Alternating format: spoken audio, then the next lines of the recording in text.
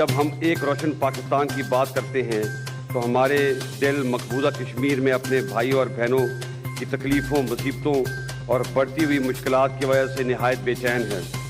آج کا کشمیر ہندوتوا کی پیروکار ہندوستانی حکومت کے ظلم و ستم کا شکار بن چکا ہے، مگر میں آج آپ کو واضح کر دینا چاہتا ہوں کہ کشمیر تکمیل پاکستان کا نامکمل ایجنڈا ہے اور اس وقت تک رہے گا جب تک اس کا حل اقوام متحدہ کی قراردادوں اور کشمیریوں کی امنگوں کے مطابق نہیں ہو جاتا۔